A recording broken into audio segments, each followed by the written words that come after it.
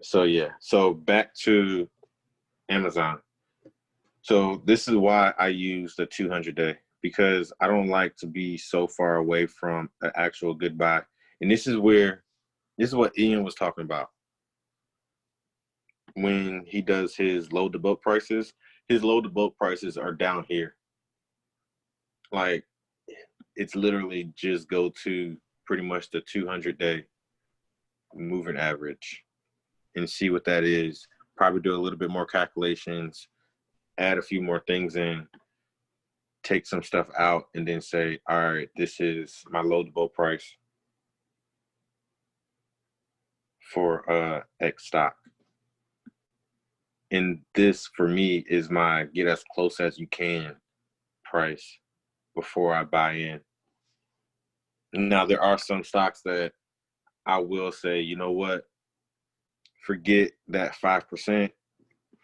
I know it's a good company and I'm cool with getting in at whatever price it's at right now, unless it's at a 52-week high. I will not get in anything at a 52-week high. I don't care if it's the best thing out. I don't care if they said Tesla is about to go on a $500.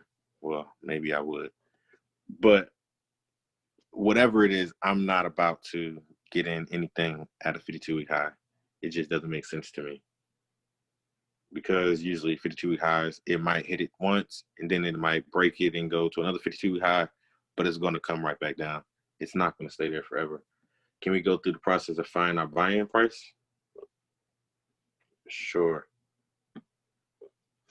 Now with this, I will say finding your buy-in price will go hand in hand with the Zoom session that Sean did. Sean, for you out there, the finding the intrinsic value of a stock. I don't know if y'all were on when he did that Zoom session, but it's on the YouTube page if you didn't see it. But for me, my buy-in price goes with looking at, let's see, let me share this.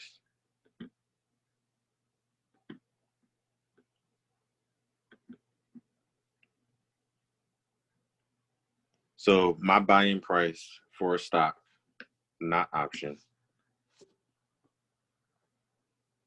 my buy-in price goes from looking at the news, looking at their earnings, seeing when their next earnings is, seeing what they've done or how they've performed during previous earnings. So if I'm looking at a stock, let's say Nike right now, their earnings was coming up, right? And I take this in consideration because 9 times out of 10, stocks fall either after earnings or they fall before earnings, and then they run up going into. So some stocks will fall like a week before earnings. If earnings is on Wednesday, they'll probably fall Monday or Tuesday the week before. So I look at that. And if I miss that window, I'll wait till after. So for Nike, let's say it's at 124 right now, and the earnings was next week. I'd look at how it performed previous earnings and what the stock did. So since, let's say this has been a month, right? A month has passed. So since Nike, this last earnings, it beat, I'm like, all right, cool. Nike beat its last earnings and it took off during earnings, and then it didn't come back down, or it came back down a little bit. All right, cool. I'd look at, I believe its last earnings was in July, somewhere around this time. So let's say it was right here. It beat or it missed, whatever it did. It ran up some and it pulled back. So I take these and I look and I'm like, all right, cool. Nike, when Nike hits its earnings, it goes up and it comes back down to a certain price. I'd go back, Nike hits this, it goes up and it comes back down to a certain price. Same, so forth and so on. Their earnings were June 25th. June 25th. Thank you. So I'll look at June 25th and I'll say, okay,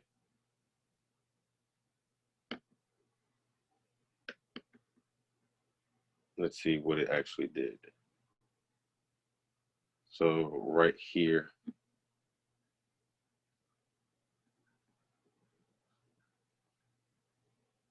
So it was up here and it dropped, I believe, if I'm looking at the right one.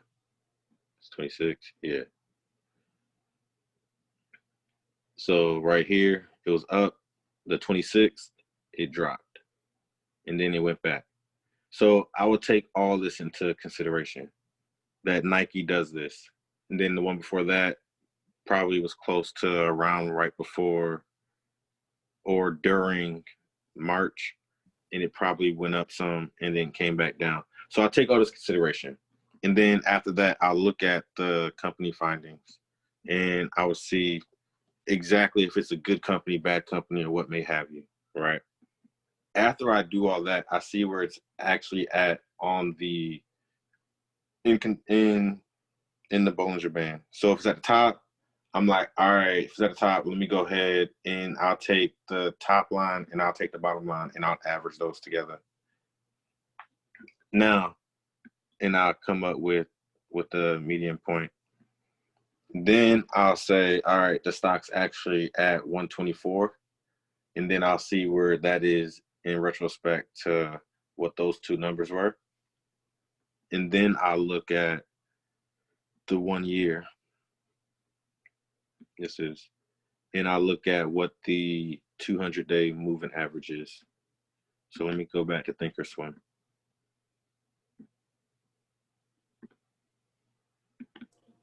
Hello, hello. Who's that, y'all? This is Mark Monroe. Hey, y'all. What? Y'all gonna talk? What? I finally got my machine up and ready. Oh my God! Yo. I'm in my pajamas. Oh, Ty, I see you, Ty. You tried to get us, Ty. Hey, Ty. You for All real? right, so My apologies, Ty. I was having some serious computer issues over here. oh, no worries, no worries. I had a rollback of Windows update that literally like completely froze my machine up. No worries, Mark. You can do no wrong. You can do no wrong. Yeah, but I want to be punctual. I Are you understand. for real? Your Ty's mentor? Huh? Are you serious? Yes, he's my mentor. So I'll tell y'all this. He called. I'm here. Yeah. So I'll tell y'all what happened. I bought the shirt and I actually got the riddle right. Oh my God. And my question for Mark was, I said, so I know we get our hour time with you, but I wouldn't feel right by not giving my hour to my group. Because everything I do is for y'all, right? So I'm like, can you give me an hour and you actually do it for a group session? And it was like, yeah, of course. You let me know the time and the day and I'll be there. So he said, don't tell Ty, y'all. you pulled So the this whole slick time one I'm like, on my us. mentor is gonna be here. My mentor is gonna be here. But yeah, now he's here. Damn, Ty, Okay, that is Nikki. good. But I appreciate you. Of course, this is all for y'all. This is all for y'all. So I will give you the floor, Mark. I know they have some questions that they want to ask you. Once again, I am humbled and I really appreciate this. So yeah, the floor is yours. I like what you. I like the setup that you got here on TD Ameritrade. Oh, thank you. All right, so how can I help? Go ahead, let's fire away on the questions. I want to make sure that I give you guys the best and the most valuable information that I can. Hi, Mark. Hello. All right. I just have one question, and I'll let everybody else jump in because we're all geeking out. Is everybody on audio only? Mark, we look a mess, so we're not showing ourselves. Oh, we are all family. We are good. But I'm gonna log on my I computer. can be on video, but I'm not home. Okay, I'm out. Mark, which? I want to see all the cousins. I want to see all the family. Lord. Y'all got me. Oh Lord, I'm about to come on here looking a hot mess. You are good. You are fine. No, I'm not. Hey, y'all. Okay. Oh, Lord, I have a question real quick. Okay. All right, y'all, Okay. go ahead, ask our questions. This Ask away. is y'all You know, time. like, Lord, Yeah, just Yeah. fire away. You don't have to. There's no. Hey, Mark, averages- can you pick me? It's Oh, you okay. ask your question. Which moving averages do you look at, Mark, when you're trying to determine, when you're going to pick up an option? when I want to pick up an option, 20 I don't days, look at the moving averages unless I'm day trading. Anybody that knows me, I typically play out there in the 1 to 2 year positions. And so I don't really, it affords me the opportunity where I don't have to literally be stressing over hey, how's this moving? But if you are looking to trade, you can look at I highly recommend it. Butter. Thank you. Lay down. Lay down. Lay down. Thank you. All right. So, hey. One quick second, real quick. Ty, you real slick. So Butter's just What I gonna do? cut into time like that, huh? So What I do? whenever my dog has a visitor over, it's like there's tons of barking. Anyway, so if you wanted to look at the moving day averages, you could look at the 50, 100 day, and 200. I would highly advise using the 50 as your barometer for performance. But then also, it's kind of cool because Ty had it up there, and I'm a huge fan of Bollinger Bands for anybody that watches me, and I typically put those over a 20-day period. Okay. Thank you. Yeah.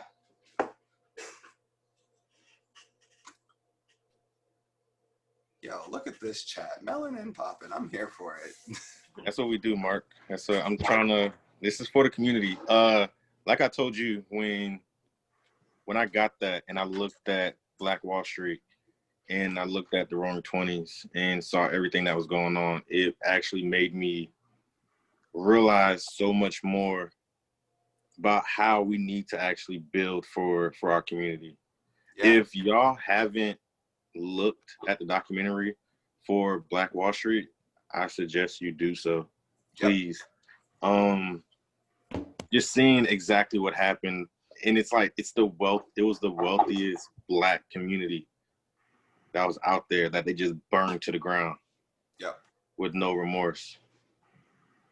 My face is up there. So y'all know I do too. I'm at the top. One of them is still muted, and still no video. The other one, I turned my video on just for y'all. So look for 2 ties. There's 2 Ty Williams on here. Oh, dope. I want to be like you. Okay, so I have a question. Okay. Hey, Mark. Hello. This has to do with accounts, right? And with Roths. Okay. Can you do the backdoor? And I don't know if you know, but shit, you know everything else. So here we go.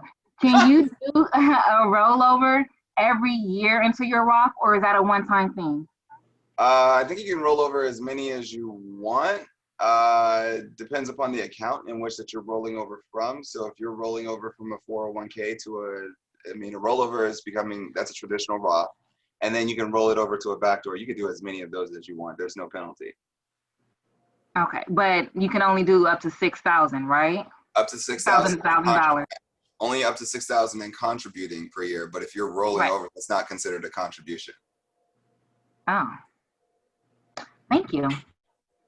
Not a problem. I should get like a gavel. Hey, Mark. Hey, Lori. I have a question. Can you hear me? Yes, I can. Okay, great. Look, everybody. Yo, here go my bonnet. Oh, Hey. that is a shower cap. Okay. Oh man. Enough of that. Enough of that. This is Okay, serious. so thing.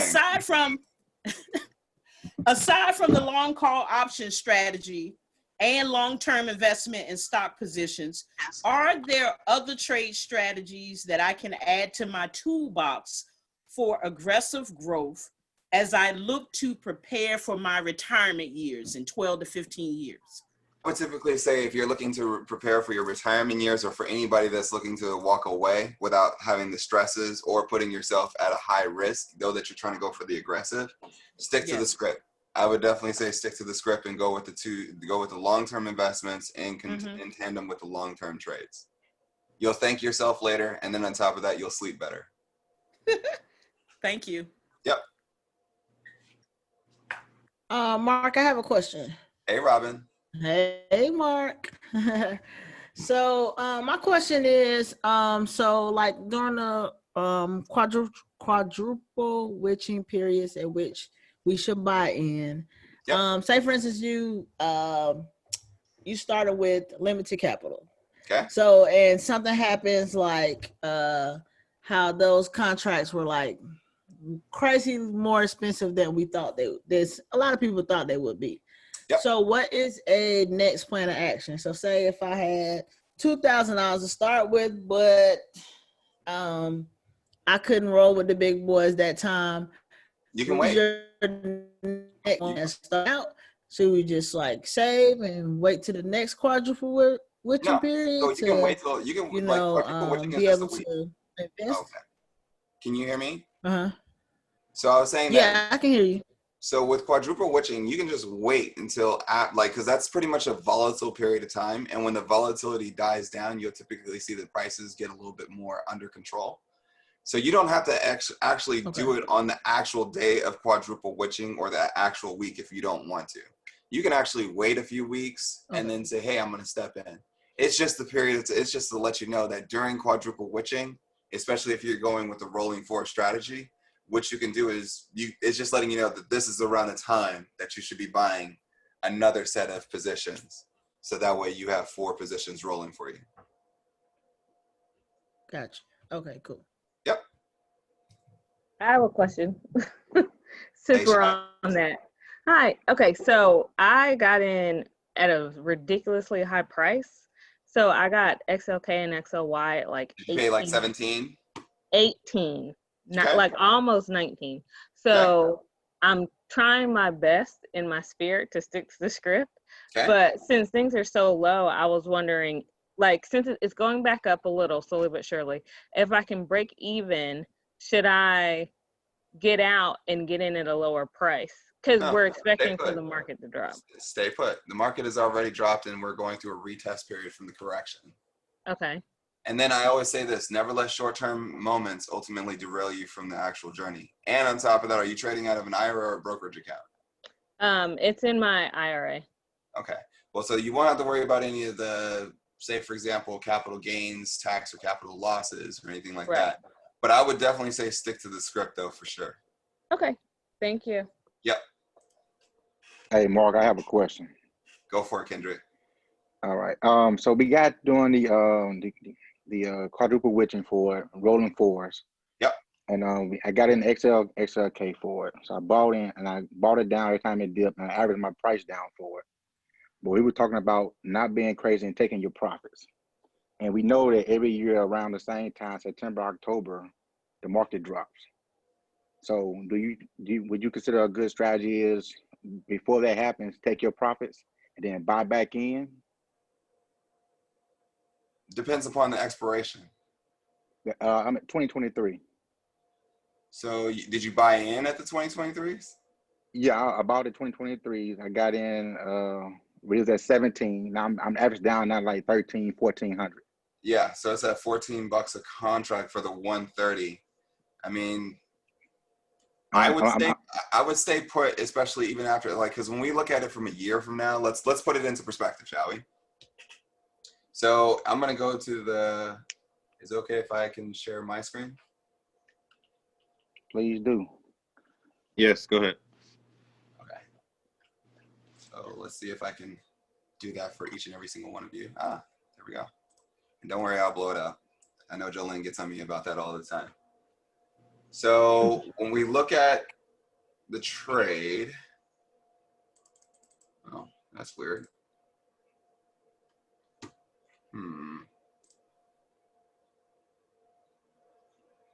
Let's see. Well, that's very, very weird. One quick second, because we should, well, that's actually funny because I just should have known better. All right, so when we look at the delta, I think it's probably, if we see that XOK went up by 45 cents, and then the actual stock went up by 266, so that lets us know that the delta went down by a little bit. I think it's at 48 cents. But then at the same token, we didn't get all of the delta that we should have gotten during Friday's trading. Because remember, the delta moves by every dollar. So by every dollar, it's supposed to be going up by 48 cents. Remember that? Yeah.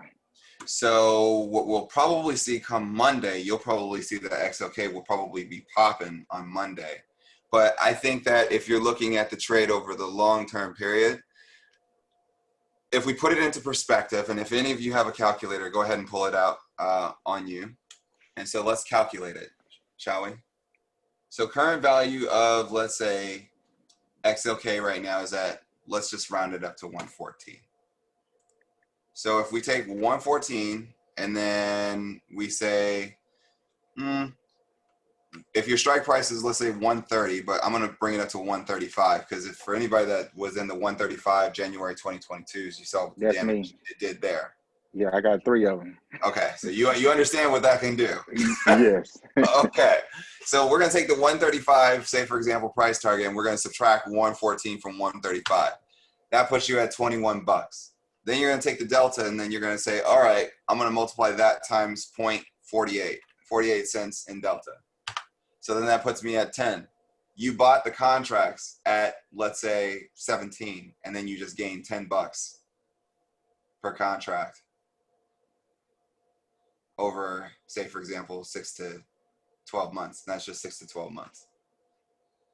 I'm sorry if I missed something. How did we come up with 48 cents for the delta? Well, I'm just looking at where we, yeah, the Greeks. So the delta from what I was reading before, of course, the options market is officially closed and it's just showing you nothing here. But if the options market was open, it would show you that the delta was about between, I think it's between 48 and 51. Yeah, dip. Correct. So when we look at the delta, there's a few things that everybody else pays attention to. Yeah, the delta right now, Mark, is 43. So it's at 43. Okay. 43. Dope. So if we take 43 cents and then multiply that times the 21, that's the gain. That's the potential gain over the next 6 to 12 months. In a technically 2.5 year, but you're getting out in 2 years. That's over a 2-year trade. So you just did that in 6 to 12 months. Imagine what the rest of the run room is, especially since XOK runs at about between 25 to 35% year-over-year growth. Okay, so back to my question for it. So it potentially just let it ride out for it because the calculations are already factored in for the dips around September, October time period. Did you do the 20% correction or did you do 10%? I did the 20%. The 0.8 calculation for it. Then sip your water then, brother. Sip your water. Yeah. Good. Okay. If y'all don't stop asking this man about if you should hold or wait, he keeps saying, stick to the script. It's going to get ugly and it's going to get better. He showed us the long time thing where it was his options, had an ugly period, but then he blew it out and it was off to the races. Y'all got to stick to the I can show that if you guys would like me to. But Mark, can you also show, I know you said that, that there's an option chart. Mm-hmm. Is that can you show us that? Is that only in E-Trade? Because I haven't found it in TD. Well, if you want to look at the options chart, you can also pull it up in bar chart. Oh, okay. I'm about to show you. Thank you. So here we are in bar chart. Now we're going to adjust this to the January 2023. We're going to say only gives us up to 123. So we're gonna say we'll just do show all. Though I sometimes hate this, but whatever. So we're gonna look up the 130, and then we're gonna look at the quote overview. So here's where it's been. So technically it started at close to 20 bucks. Actually started at 20 bucks and then it dipped down. So it's letting you know exactly where it's at over the last 3 months. Well, I don't know why it says that it can't show us in 1 month, but whatever. All right, so when we look at it in perspective, this is just, you know, the overview. But let's go back a little bit. Let's back it up. We're gonna show all. And then now we're looking at the 130 here. So if you were in the position as of Friday, you gained 14% return in the position. Now, here's the interesting thing that a lot of folks I kind of like shared with everybody. And keep in mind, this is with a pretty low implied volatility. But one of the things that I showed everybody was the fact that if you're in the 2023 trade for the 130, then you've already won. The only thing that I'm doing now through the come up series is I'm just teaching you exactly to learn exactly why is it that you won. So I've already shown you the finish line, and now we're walking back all the way to the starting line. Because think about it.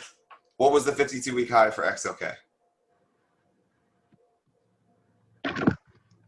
127. Like 127.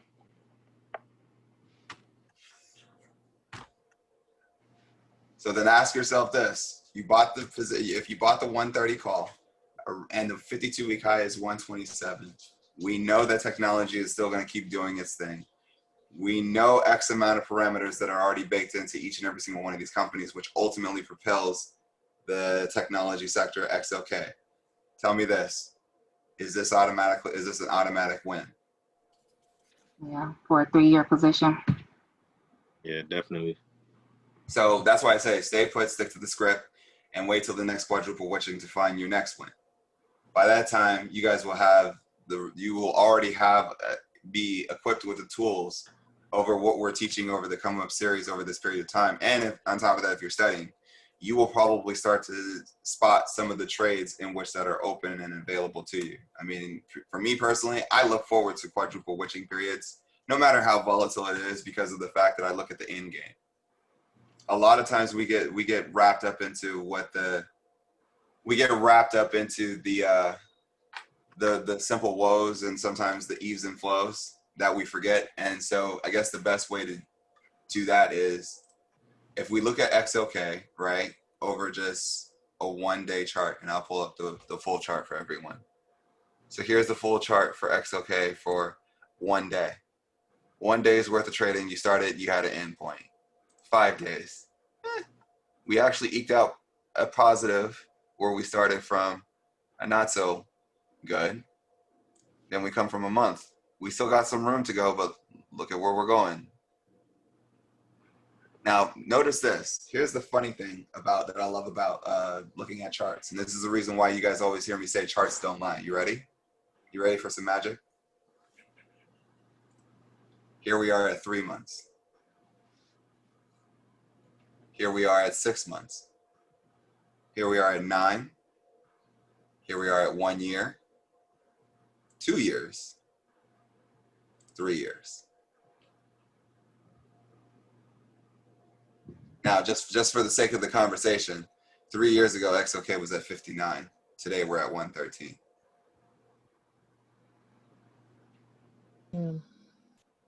That's crazy if you actually think about it and look at it. Sometimes you just got to zoom out. And I think that's why we did that episode. You just got to look at the grander design of everything, because then you start to see it from a totally different vantage point. It's easy to see it rocky, though. Yeah, go ahead. So, everybody always asks, on Sunday, Saturday, well, pretty much weekends, right? Mm-hmm. Like, hey, what do you think the market's going to do on Monday? How do you think this week is going to start? And usually on Sunday, I look at the futures and I look at the HSI. Okay. But how does the global markets and the futures really correlate with what the market is doing, because you'll see it gives you a snapshot. It just gives you a full snapshot. But at the same token, here's the reason why I say it only gives you a snapshot. How many folks do you think that see this as a huge buying opportunity when they see this chart? Which one? Oh, sorry. I'm no longer sharing. My bad. I thought I was missing something. Is this a buying opportunity? Look like it. So me, yeah, but some people be like, nah, because it's probably on a, what is that, a 1 month? Well, yeah, it is. Yeah, that's look at it. I mean, here, I'll add some tools to it. I'll add some tools for everybody. Boom. Remember, 20-day period? Boom. And see, a lot of people, and I don't know if it's just a fear thing or I want to get it as low as possible, but I see a lot of people talking about, but what if it drops even further? Or so-and-so said it's supposed to get to X amount. I don't want to buy it here because if I buy it here, then it's going to drop even further. And I try to say you can always average down, but they don't want to hear that. They want to get it at the lowest possible point. And I'll say this. If you're always looking for the perfect time, it'll never happen. If the person's always looking for the most perfect time to step in, you'll never know when it's perfect timing until after you've done it, and then essentially you've seen the result. Have you ever known somebody that said that it was perfect timing before essentially they even did something? Definitely not. Nope. They always talk about it afterwards, right? Like, right. You know, whether it was that you met someone or you went for a job or whatever it is, it was perfect timing after, because now you got to see the effects of it. But when you're going through it, it's like it's never going to be the perfect time. And the only thing that you should never look towards a position just to finding perfect timing, because, I mean, if you're able to perfectly time the market, then honestly, you wouldn't even need to hear my voice. True. But so for all of y'all out there that are waiting for that perfect time, it just you haven't jumped off the porch yet, go ahead and take that leap of faith. It just doesn't exist. If we look at it over the 3-month chart, right? Look, like, and mind you, I just showed you a 1 month. Again, the story changes when you look at it over a 3-month period. This is true. I mean, for anybody that also said, look at the bands. We traded pretty much, we eked out as much as we could. And the easiest way that you can check out the signals here in this market is, we would start off significantly negative, and then all of a sudden we would just eke out like a positive in the NASDAQ. That was just like saying, okay, I know we're trying to get to a destination, but I'm running out of gas, but I'm gonna do my very best to get us there. And then the market essentially ran out of gas. The market essentially just ran out and said, hey, you know what? I ain't got it no more. We need a refill. So we refilled back to a certain level and point. And, you know, we try to test these points here, and then we kind of fell back below. We tested a new level of support. And then we came back still within range. And then boom, here we are again. Monday is going to be a very, very telling sign as it pertains to this retest to let us know if the test passed. Hey, Mark. My name's Crystal. Before I get to my question, I just want to, I know I'm speaking for the masses, and thank you and Jolyn for what you're doing for the culture. I'm still kind of in shock and awe that you're on this Saturday session with us. It's like you're like our mini celebrity. So I really appreciate that. And I'm sure everybody else appreciates the time you're taking. I have 2 questions for you.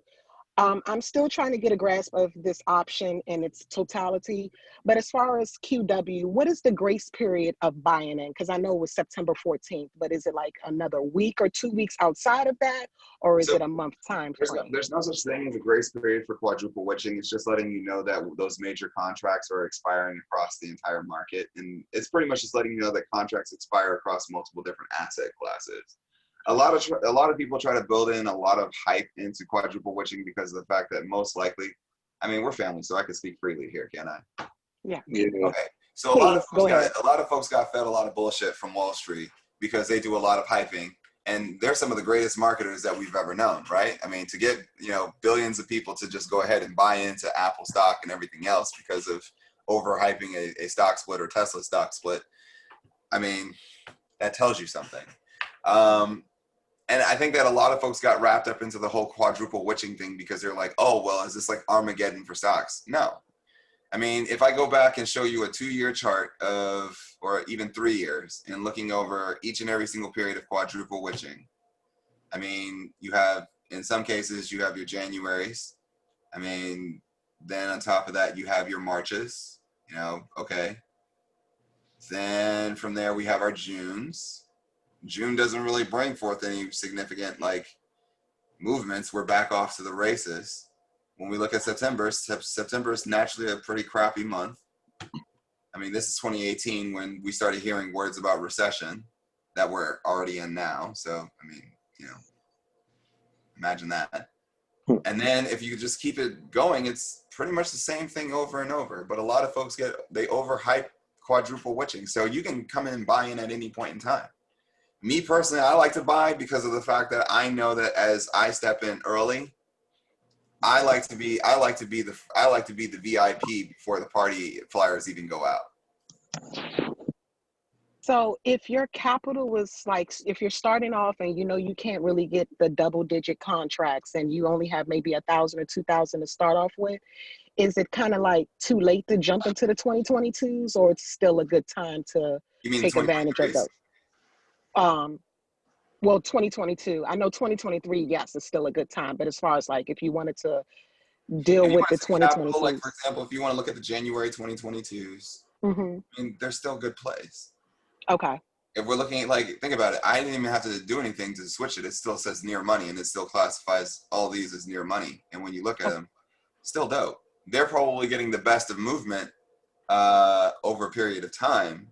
Okay. But yeah. Okay. Thank you so much. Thank you so much. I have a question. Go for it. So I know earnings is coming back around, and I know, right? I feel like we're still having all these earnings calls, and then now in like a week or two, earnings are starting again. So I'm like, okay, like when is there ever not earnings that are happening that we should pay attention to all the volatility? I know that we're coming up on an election, and like this whole year's just been unprecedented in the market, but it's like, I've always been taught you don't trade during earnings because it's super volatile. So it's like, what do you do? Do you get in? Do you not get in? Like, what am I supposed to do, Mark? There's multiple ways in which that you could play earnings. And so I'll kind of like give you a heads up. Okay. So if you're looking to go into a trade, and this is why I say long terms always win out, because I would say if you're unsure about the company, which most people are, then wait for the earnings result.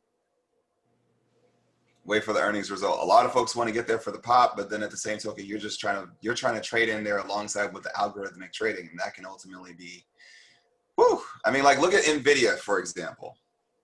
NVIDIA had a solid earnings beat, but then the stock literally tanked. Now, here's the thing. When you have stocks that have huge run-ups going into earnings, then that's also a bad sign, because that lets you know that the stocks can be essentially overvalued. Like, for example, for anybody that understands how earnings work, it's like you typically say about like 12 to 16 times earnings. Let's go look at that, shall we? Let's pull up NVIDIA. Hey, Mark, we can't see your screen. Oh, I'm pulling it up. I'm gonna share the screen. Don't worry, I got you. Okay, great. Thank you. Just want to make sure that I have the information ahead of me so that way you guys can have it. All right, so check this out. So its PE ratio for earnings is at 80.3. Its price to book, and I challenge everybody there for homework. Look up what price to book means, because you know a lot of folks don't really pay attention to that. But like, for example, theirs is a 21.9. So which is letting you know it's trading with it well within scope. Now, if I pull up, let's say, for example, a Square, well, its price to book is at 34.98. Which one do you think brings in more revenue?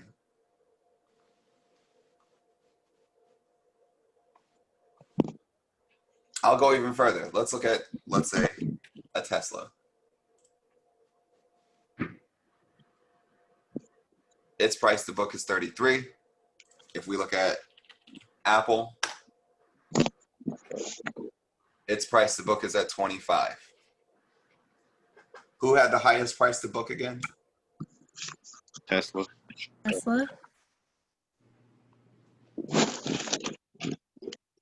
Y'all sure? Tesla. Well, Square did. If you It want to was go to Square. There you Square. go. It was $34.98. That could mean that Square is possibly trading at a pretty expensive.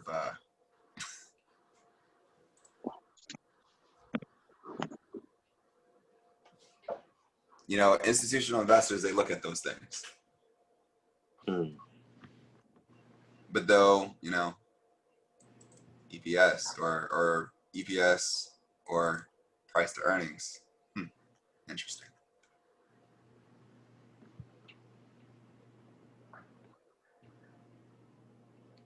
Marcel, you understand all that? You good?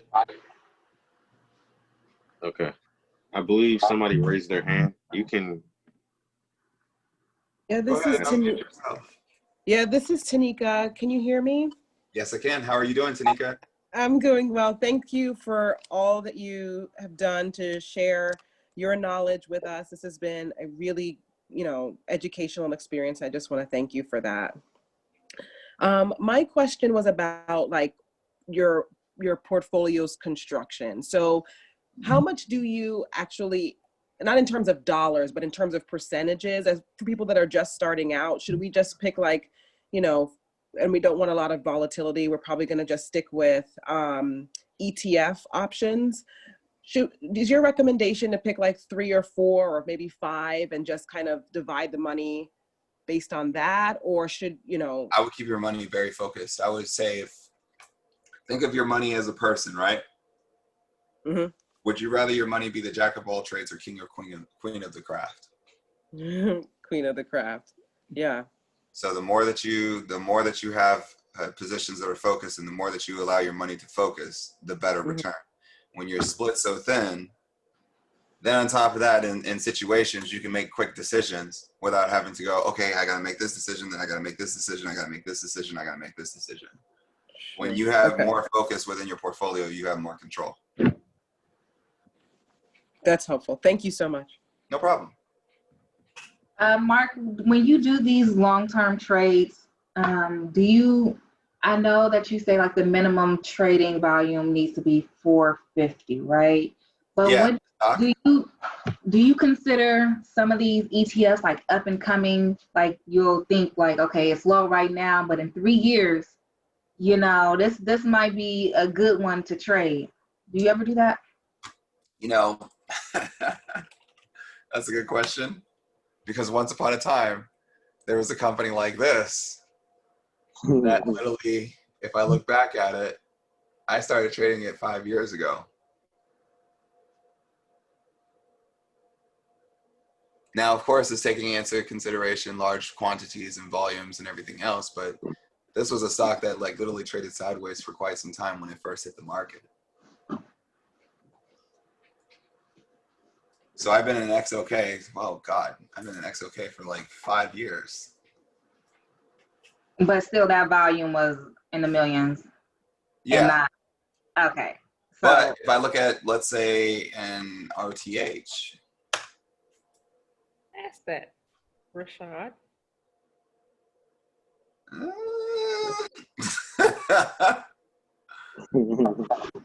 Not that much volume. I'll bring it down a little bit. It's had its spikes, like to 202, but it still hasn't crossed over. So it wouldn't be a good way of thinking of.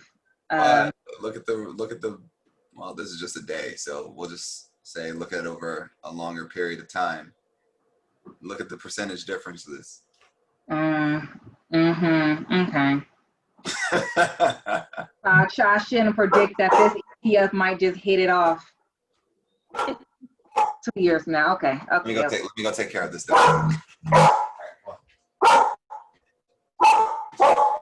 Okay, butter coming for us. Because mine is burying her bone in the closet. I'm trying to figure out why. Cameron.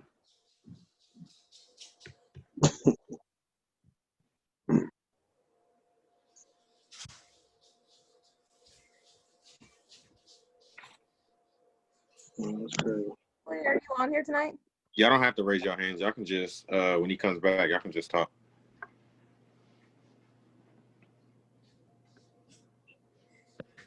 All right. The flowers have arrived for my wife. Nice. That's so sweet. Nice, nice. Yeah. Hi, Mark. This is Nicole. Hello. Hi. Thank you again for everything. My husband and I had a question around TQQQ. So it has, it's very volatile, but it also has a lot of the major players in it. Is that one that you stay away from, or what are your thoughts around that fund?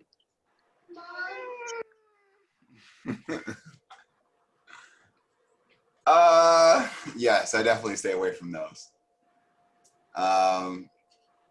Me personally, I don't like the double or the three time volatility or the 3 times the volume type option trades, because if they go very, very good, then great, but it's kind of like 50-50, right? Let's flip a coin.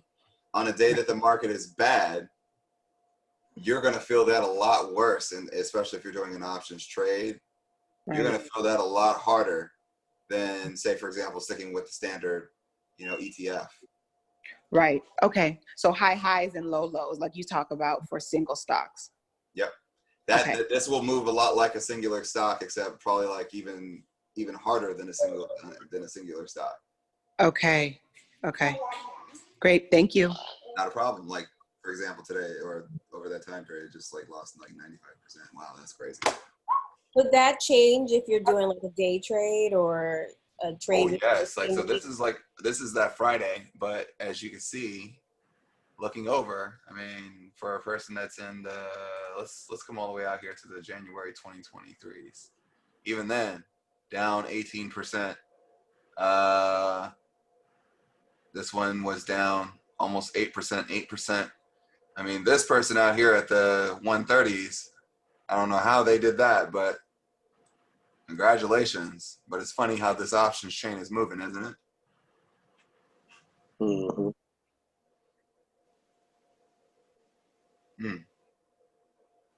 That's gotta suck. It just kind of like sometimes makes me sit back and like think like, oh man, what if somebody was actually in this trade and it moved on the day that it went up to like 122 and you're in a 128 call, but you're down 16.9%, but yet that person's up 22, almost 23% for the day. All right. Mark, what were your thoughts on Battery Day? Oh, that was fantastic. Yeah, but I know a lot of people, I guess, were either bored by it or they weren't too excited. The stock price kind of went down a bit. Well, not a bit, a lot. And it kind of came back up. So I just wanted to know, obviously, your thoughts on the future of what you think Tesla. The future for Tesla is already bright because of the fact that they're so far ahead of everybody else that over the next 2 years, they're about to show even, like, it's one thing when you're ahead of everybody and then you kind of like slow down for the rest of the market to catch up. But then it's another thing when you just like, okay,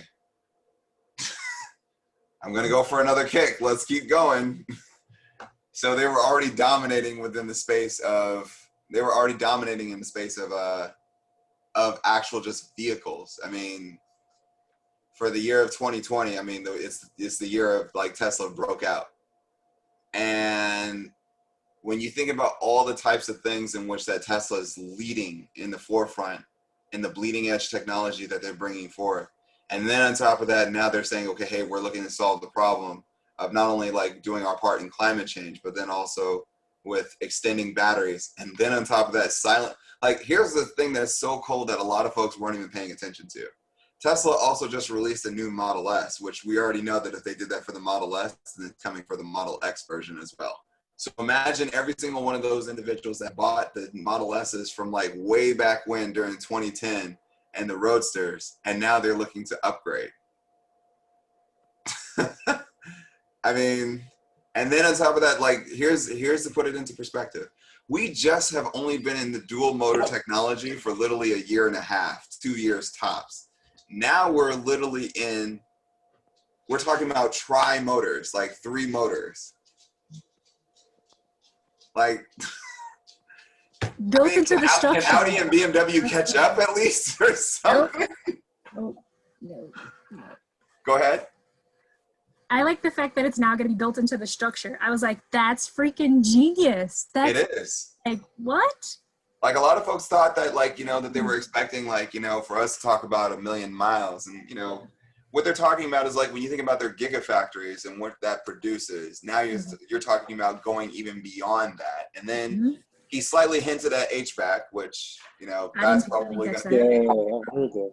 I didn't catch that. Nice. He also, the beautiful thing is he also hinted at the $25,000 vehicle, which is huge because that's letting you know that as they're bringing the cars to more affordability, and then on top of that, they are doing better on their margins by creating something that doesn't cost as much. I mean, that's advantage win Tesla. And on top of that, he also hinted that they're going to start licensing out some of that technology to other companies. Now, remember for anybody that watches the come up, I've hinted this. I said, imagine what happens when you have Tesla at a open source patent and what happens when those patents close. For anybody that knows technology, when you have open source patents, and that means that it's pretty much free for everybody to use for a period of time. But when those patents close, what do you think they're going to do? So I'm from the Bay Area, and hello. And I realized, or I recently found out they're doing something with PG&E, which is our public, you know, utilities, hot mess of a company. But they just broke ground on a landmark battery energy storage system. How do you think that's going to change the game? Oh, for Tesla? Anybody that needs to know how this is going to change the game, does anybody live in Virginia? Okay. Lori. So you could probably attest to this, what I'm getting ready to say. Tesla has made it available for folks who are homeowners, where that if you are a homeowner, you can actually have their Tesla solar roofs installed on your home without paying all that heavy duty costs, and they'll just charge you $100 a month. Now, if they're partnering with PG&E and also having a storage facility for power, and then on top of that, he slightly hinted on HVAC, that's telling you that we're getting ready to see a shift in utilities that are no longer powered by oil and gas. So my question is, if Tesla is this amazing company, right?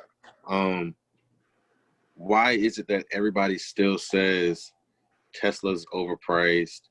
Tesla isn't as good as everybody's making it out to be. Like, I know you have your Tesla haters, but how much can you really hate on a company that is theoretically doing everything under the sun? I'll give you and doing it well. I'll give you a hint, except I'll use a different company. Okay. And let me see. You tell me what you think about it. Okay. Okay. So Facebook has been publicly traded for X amount of time. They lead the space as it pertains to digital advertisement, right? We all know this.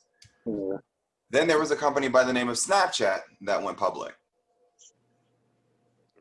And, you know, we started hearing about Comcast saying every single time when Facebook had negative news, Comcast or CNBC jumped all over it.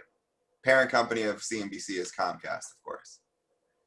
Now, one thing that they didn't tell you until finally the news had leaked, and then they had no other choice but to tell the truth, is that parent company Comcast had made a $500 million investment into Snapchat at the same time. And hence the reason why all news that they could provide about Snapchat they would do it, even though that there wasn't really that much good news about Snapchat. I mean, they were losing users, especially after I think it was their upgrade. But every single time that they could hit, they would take a jab at Facebook. Now, let's put it into perspective. There are a lot more internal combustion engine vehicles out there on the market. Tesla doesn't work with dealerships as it pertains to selling their cars. The only other quote unquote dealership that deals with Tesla is Carvana. So when you think about it, there's a lot of folks out there that probably have some type of agenda to literally come for Tesla, knowing that they are disrupting a current system. And you have to understand how big the oil industry is. There's a lot of folks out there that are invested into old energy companies. So that's the first part. That's just the first narrative. The second narrative to this is the fact that Tesla, the human mentality is so eager to hate something that it doesn't understand. Like when we don't understand something, then we're so skeptical, or we're so quick to I'm probably sure that when I first came to the stage and I started dropping money into the super chat, everybody was looking at me like I was crazy. So, that's fine. But the more that you started to understand, the more that it started to make sense. And I think that you're starting to find folks out there that they're starting to wake up and say that, okay, hey, this makes sense. Car companies are already waking up to it because they realize millennials and Gen Z are probably going to overtake your baby boomers and Gen Xers. That's just facts. The millennial generation back in 2011 was at 80 million millennials. When you think about the U.S. and that's just the U.S. population, just think about it. There's 366 million people in the United States. And back in 2011, there was 80 million millennials. I'm probably sure that there's more millennials than that today. Mm-hmm. Then we also have to look at Gen Zers, which their generation is just getting started. Do you think that they're going to go to run to no shade, do you think that they're going to run to a Mercedes or a BMW when the world that they've known is Apple, Tesla, and anything else? Right. Negative. You just literally, they were growing up with a generation, and Tesla's hitting their stride at the perfect time because of the fact that, one, their CEO is cool. I guess I can technically say he's a co-founder. If anybody saw that episode, he didn't technically start Tesla. But when you think about it, over the period of time, he's changed the game so many times and proved them wrong. And when people pay attention to that and when they see the results, most car companies produce a concept car, and then next thing you know that we never see that car see the light of day on the main road. No, I'm not taking a shot at Nicola for anybody who's wondering. I was already thinking that. I promised Jolene that I would go a week or 2 weeks without saying anything negative about the company. She ain't here. Nah, but I know y'all, especially since somebody showed the Bonnet Gang, I know that somebody will tattle. So, especially since this video is being recorded, this conversation is being recorded. So it's not. It's what stays in TBD. What happened to TBD stays in TBD. Mm-hmm. Okay. So, when we think about it, and that's why I mentioned earlier this week, you're seeing a lot of millennial companies start to grow up. And we are seeing that at the greatest moment in our lives right now, as investors, as people of color, as folks who want to take advantage of such economic development. 8 years ago, think about it, 8 years ago, Square was not even a company. Let that sink in. Square was not a company. Here we are 8 years later, Square is on the publicly traded market. And honestly, I can't, which one do you use, Venmo or Cash App? Cash App. Venmo. Both. I use both of them. See, that's the point. See, that's what I'm saying. And you get now you're getting that, you see what I'm saying? You're getting both. Where once upon a time, it was just Venmo.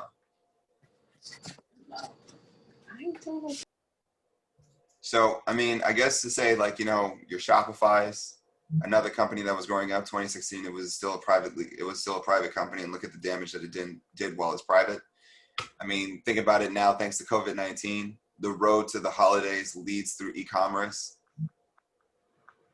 You know, back in just literally 5 years ago, Amazon was not profitable. Now it can't stop cranking out profit. Printing money. Now, of course, we know that there's some financial, engineering there that took place, but, that's neither here nor there. But, when we think about it, Microsoft, it's still a great company, but I mean, can somebody please tell me when's the last time that they innovated something? Okay. All I know is Microsoft is on every government computer. That's all I know. Yeah, but that's the point. But then think about it like this: they're on every government computer. But I mean, that's just because of the fact that the government uses PC and they don't use Mac. When you look at, here's the thing: for the folks that live in the Bay Area, Kels, let me ask you a question. When you go to a coffee shop, what's the #1 machine that you see? When I'm on BART, public transportation, for those who don't know, when I'm anywhere, there's nothing but Apple products. Nothing. You're gonna see a Macs. I'm probably sure if we have any New Yorkers here, I'm probably sure that they're a sea of Apple. It's kind of crazy. In our group chat, I just told everyone how in 2001, when I was in elementary school, I grew up in San Francisco, they literally gave us the IMAX computers for us to take home until we graduated. All I know is Apple. And so I can just imagine other people my age, all they know or want to, deal with is Apple. I mean, I literally grew up with it, even though I don't have an Apple laptop. I only have an Apple phone and an Apple Watch and AirPods. But I guess I feel comfortable with it, right? And so my loyalty is unmatched. All these Android users are losers, but they'll get with it pretty soon. Oh, Deshaun, what you want to say, man? Mark, can I ask you, what are your 5 pick of up and coming companies that are not talked about on CNBC that we should be on the lookout for? Oh man.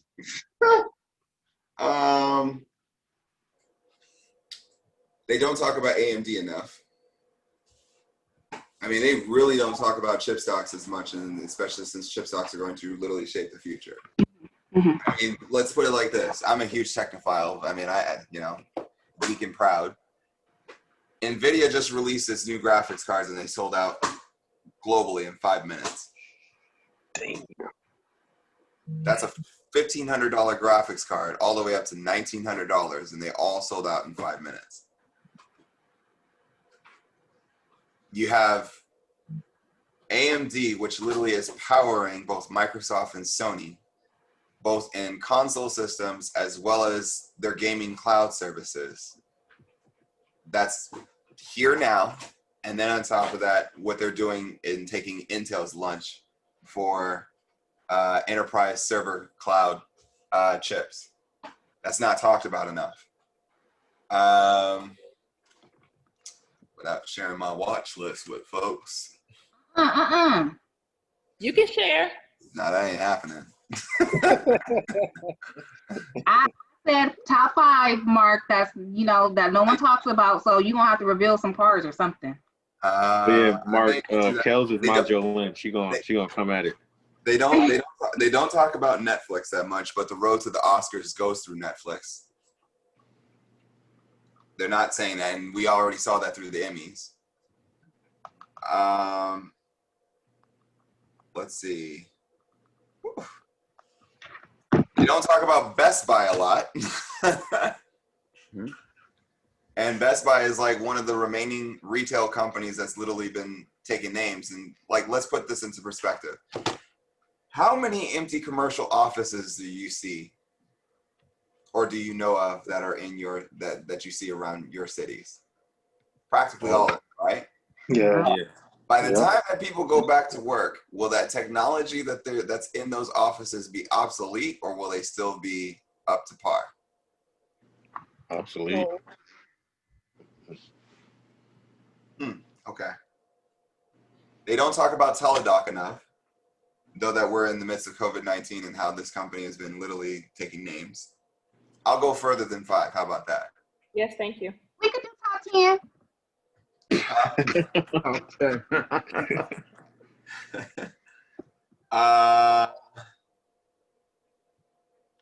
They don't talk about, I mean, they briefly touched upon it, but they don't really talk about like cloud, which, I mean, any company that's within the cloud services business.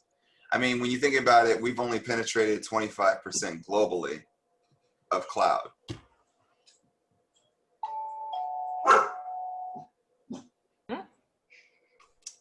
Getting better. I'll be right back. Can someone recap what he said? I got AMD, NVIDIA, cloud, and I think I missed. I know he just said Best Buy. Netflix. Netflix. Teladoc, yeah. What was the other one? The cloud? Yeah. If somebody type it in the chat box, it's my speaker's jacked. So thank you.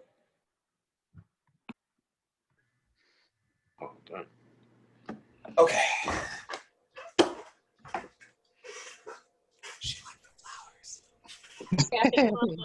Mark, can I ask you about that Best Buy? Yes. For a long term, like 30-year, do you really think that Best Buy is going to be around like that? I feel like it's kind of okay for right now. I think that Best Buy is going to be acquired. Oh, okay. I think that Best Buy is going to become acquired. Just like I think that Roku is also going to be possibly acquired, and nobody's talking about Roku. Okay, but you saying us, but who by who? Who they being? Give us the scoop. I'll just give you a hint. Everybody uses it. Everybody uses the service for search. Oh. I add that to the list. Mark, I got a question about 2 stocks that actually aren't on your watch list, and I'm curious to know why. We'll see. Oh, you're talking about on the come-ups list? Yes. Okay, all right. So the first one is Nintendo. We keep seeing like the group is sharing back, you know, what ARC is doing, and Kathy Wood keeps selling her Apple and buying up Nintendo. Mm-hmm. And the CEO of NVIDIA seems really optimistic about Nintendo and keeping them as a strategic partner. So I'm curious to know what your thought is there. And my second is Peloton, which I feel like has a cult-like following. And obviously has been really successful because of COVID.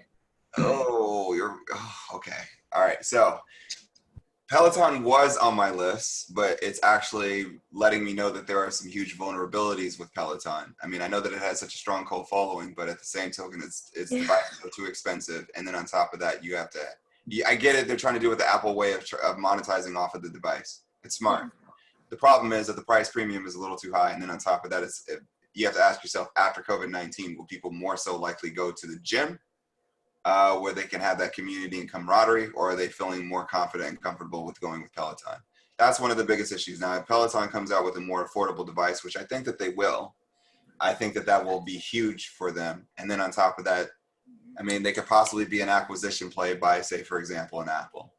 Mm-hmm. Especially what Apple's trying to do with Apple Fit Plus. That's a huge thing that can ultimately cause problems for Peloton, especially when you think about the amount of users that Apple could bring in, and especially when you think about Family iCloud and those services. When I talk about Nintendo, the reason why I can't really get behind Nintendo is because they consistently have supply chain issues that they haven't resolved yet, especially with their Nintendo Switch. I mean, it's a best-selling device, but they can't keep it on the shelves, and that's a problem. Because the more that you do that, I mean, I know that there's no other handheld devices, but at the same token, now we got some serious competition, don't we? Because now we got Luna Plus, which is through Amazon, and then we also have Google Stadia, which is through Google. And then on top of that, we have NVIDIA's GeForce Now. Those are all cloud gaming services. And on top of that, Project X Cloud, which means that you don't even need to buy a Nintendo Switch. You could just literally game through your Android or, you know, Apple device if you would like to.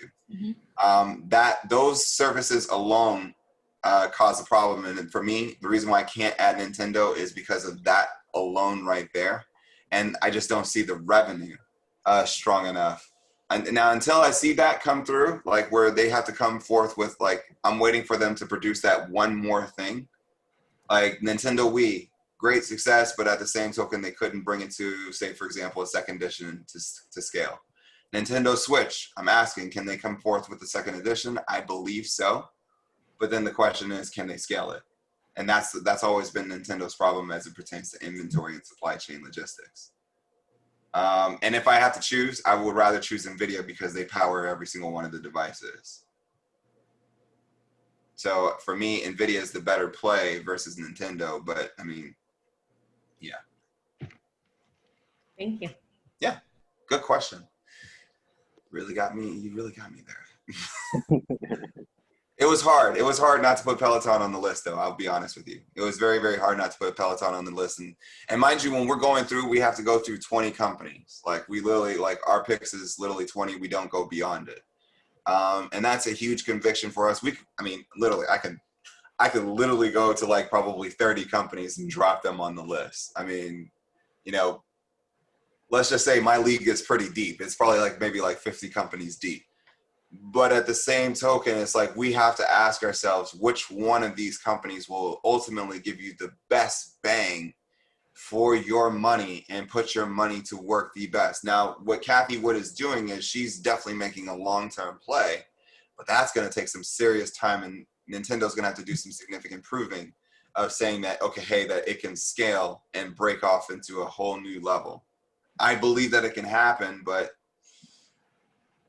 I've seen this story before with Nintendo, and I wanted to get excited. I got excited last time, and it burned me.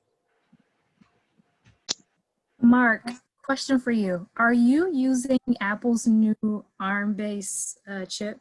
Are you testing it out? Because you're always testing things out ahead of time. And okay, Lori, you heard that? Don't buy your Mac now. Wait to buy your MacBook. I don't have it. I don't have it yet. Oh, you don't? I do not. Do you know of anyone that has it, that's working on it right now, that's testing it out? And I will say that this thing is legit. I will say that chip is legit. Okay. That's all I need to know. But I mean, many of you are already experiencing it. Like you've already experienced like what the Apple SoC chip can do. I mean, if you have an iPad or an iPhone, you've already experienced it. But not in a MacBook though. That is a very, very true point. Now, like for me, I've seen it on a MacBook Pro, and I've also seen it on an iMac. And I'm just gonna tell you, the granddaddy, the hype is real. Oh, I gotta load up on Apple now. The hype is real. But I mean, I will say this, man. I would say a lot of folks are getting really like caught up on the SoC chip by Apple. I mean, them glasses though. I know. I'm like, just take all my money, Apple. It's fine. Those glasses, and especially what they're trying to do in getting in bed with insurance companies, they've already gotten in bed with insurance companies with the Apple Watch. The future looks so far somewhat bright for Apple, but yet at the same token, they need to keep doing better in their innovation. You know, a wise person once said, who used to, you know, work at Mac or at Apple, innovation is what separates leader from follower. Sure. Quick question going back to options. When do you decide to average down? When do I decide to average down? Yeah, like after when I'm ready to 10%? start. When I'm ready to start paying myself over, like when it's time for those quarterlies for me to start paying myself. So I guess I'm throwing out a gym within a gym here for folks, you know, so that way if you've been paying attention to the rolling fours, you know, this is, I'm living proof of it.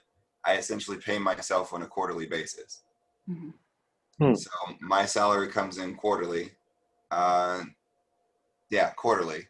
And pretty much that's when I'm averaging myself down. But essentially I typically use the profits for everything, and then I always keep the principal rolling. Okay. Because I know if you jumped in, I'm assuming you jumped in the first week that those options were released, you brought in.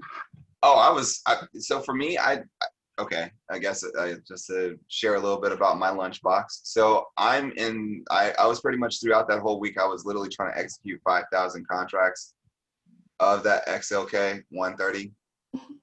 And that was quite discouraging because I couldn't get those all executed. So I literally had to pretty much, I didn't get all of them executed. I think I probably got to like maybe, I'd say 2,000, maybe 2,500 contracts.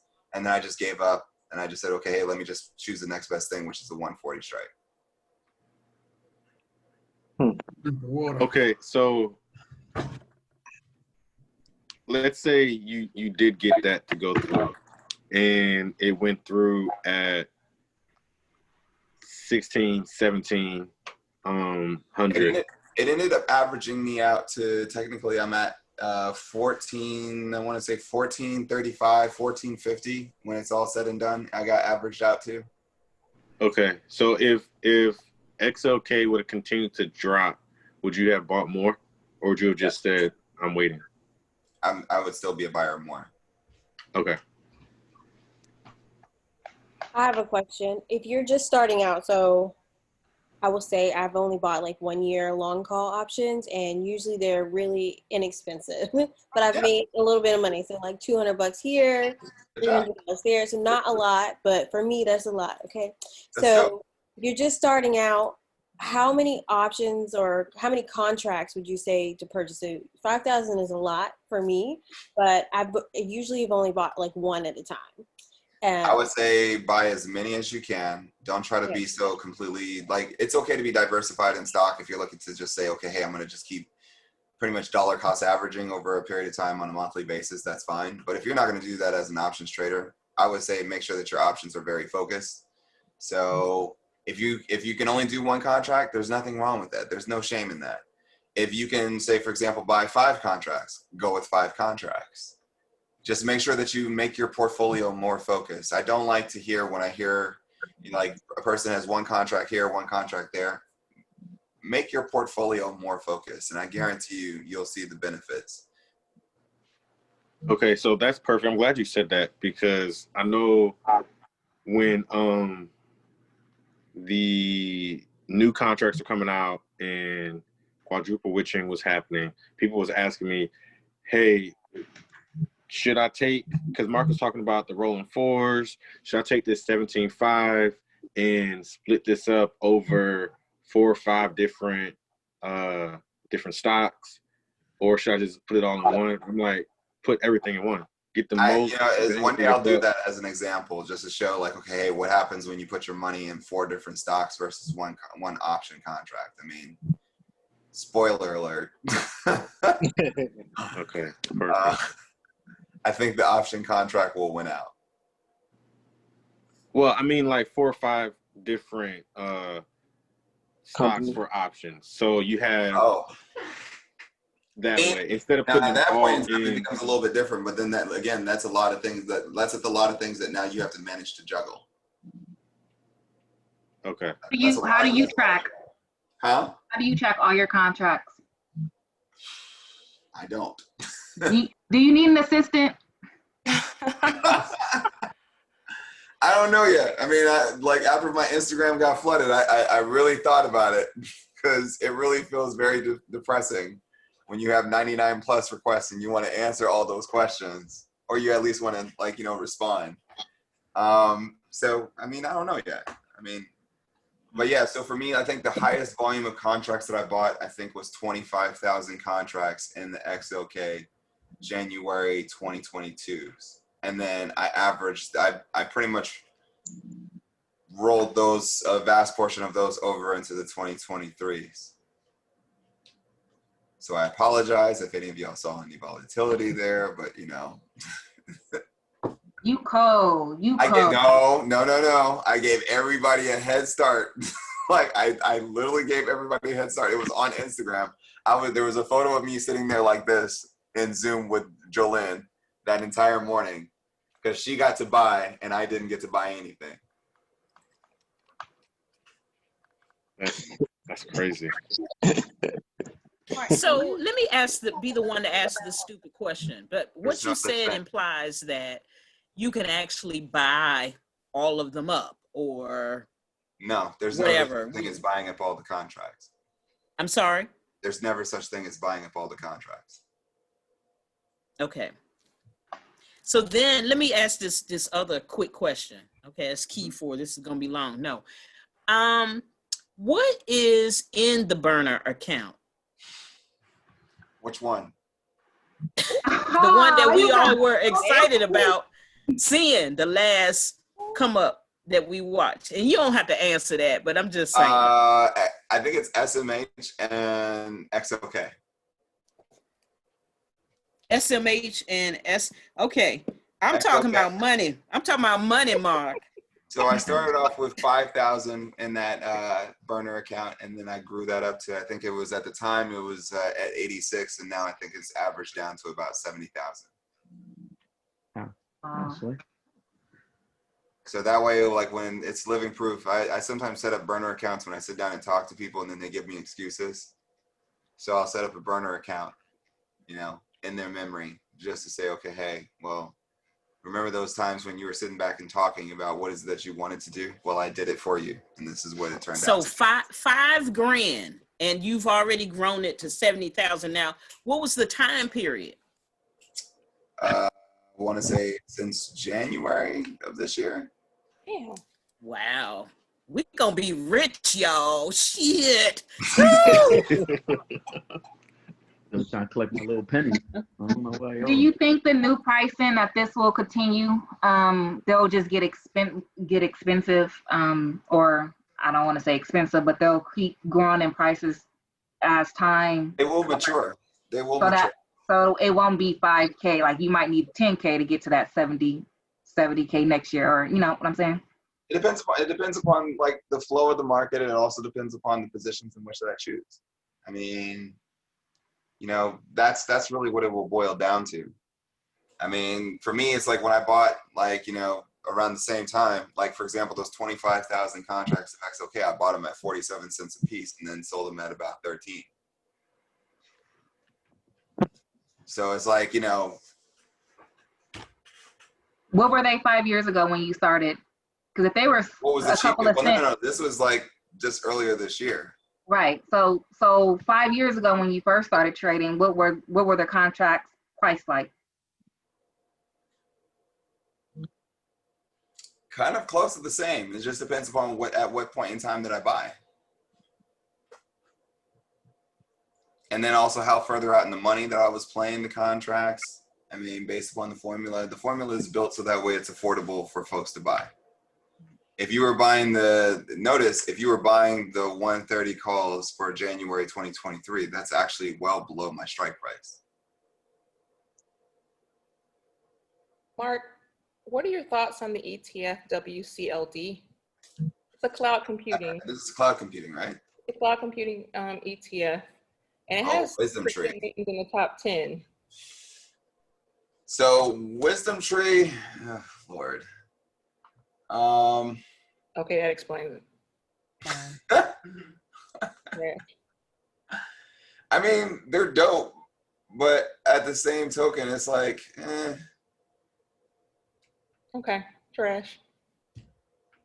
I don't like, here's the thing. I like market cap weighted versus equally weighted ETFs. I'll say that. Cool. Mark, can you talk a little bit about September 2022?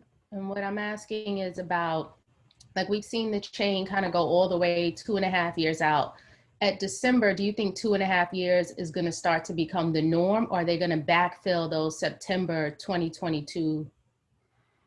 Cool. Thank you. I think it's very rare that you get hit with a 2.5 year option contract. They are very rare. Now, for all I know, again, I could be wrong given that all the options activity that we've seen, we're in a whole different world now of options trading. There's more options traders out there. But I think that as we start to see that, and I think that Wall Street is going to recognize it, that sooner or later, people are going to go back to work. So they're not going to be paying that much attention to the market. They're just going to be watching their investments run, though that they got great positions during COVID-19. I mean, think of the wealth transfer of $5.7 trillion in wealth over just this period of time. The nearest wealth transfer comes, well, not even close, but that's in second place is real estate, which is 0.5 during the same period of time. So when I say wealth transfer, that means that is the amount of just through the stock market alone. If you were investing and taking profit within the stock market, then you took part in that wealth transfer.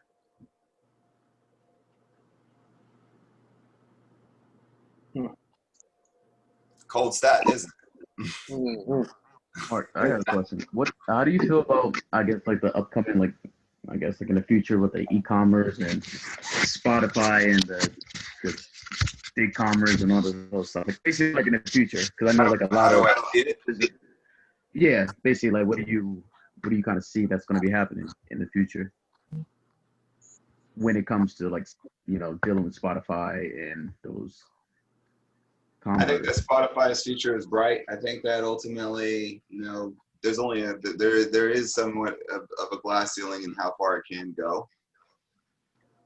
I mean, you're in COVID-19, so a lot of the stat data that we look at, you know, you have to take with a huge grain of salt this year for some of these companies and their growth, because of the fact that, you know, hey, you had a lot of folks at home.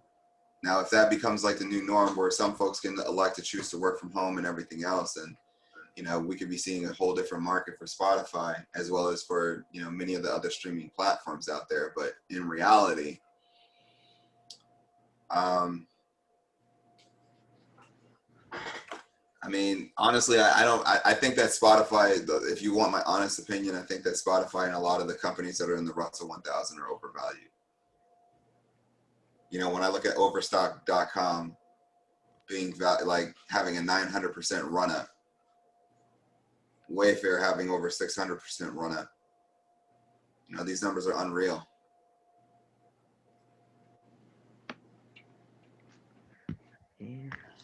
So, Mark, before you hopped on, I was showing everybody bar charts, Bollinger Bands compared to Thinkorswim Bollinger Bands. Why is it different? So if I was looking at bar chart, it shows that Nike, for instance, is at the top of the Bollinger Band. And then if I go into Thinkorswim so Nike, I believe it was 6 month. So if you look at the 6 month, it's at the top. And then if you go into Thinkorswim and look at the 6 month, it's like in the middle. Why is that so different? Because if you were to look at one and look at the other, you'd be like, well, I'm not going to get into this for a put or whatever. Period of time? Are you using the same periods of time? Yeah.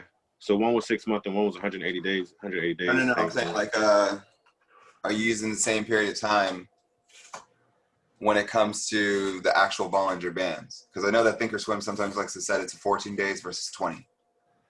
Yes, it was 20 still. Okay. I don't know. I don't use Thinkorswim, so like that's one's beyond me. Let me see what it looks like over here on, say, for example, E-Trade.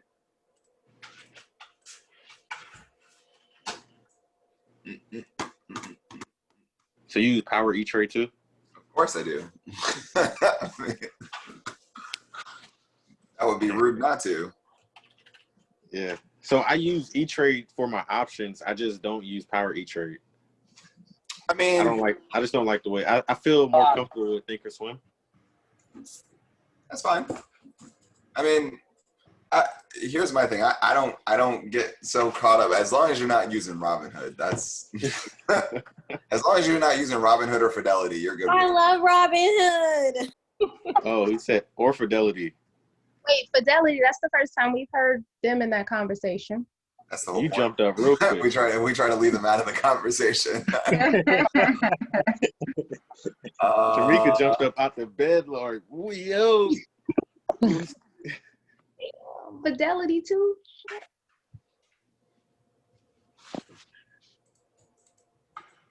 Mark said it. So if you got Fidelity, go to E-Trade. Swim in the trash and just go to E-Trade. Oh, it's okay. He's already torn apart the box. So it's over. Yeah. So what you're getting in Fidelity is pretty much the same thing that I'm getting in E-Trade. So I don't know. Okay. Maybe I'll just look at it again. Maybe I'm messing something up. Hey, Ty, do we have guidelines? I have 3 questions. No, it's up to there's no guidelines. Ain't no guidelines. Yes, we have guidelines. Ain't no guidelines. Just checking. Okay, so is your Ty and Wagner on your come up list? I don't think you ever shared that. Say what? Your Ty and Wags. I don't think you ever shared those stocks. Mm-hmm. Taylor and Wags. Is this Lily? Yeah, it's me. Do you not see me? No, I don't see your that. pictures. Yeah, dog. Not even my dog. Hold on. This is so unfair. Lily. All right, there you go. This is so unfair. Because you know that when you ask me a question, I'm going to answer it. You've been promising for like a month now. I know. All right, so my Taylor, for anybody that doesn't watch Billions, you should definitely be watching Billions. So my quant, it's NVIDIA. Okay. And my Wags, yo, I'm like literally nervous over here. Look like it. You good, man. My Wags. It's okay. You want me to pause the recording real quick? Yes. Yeah.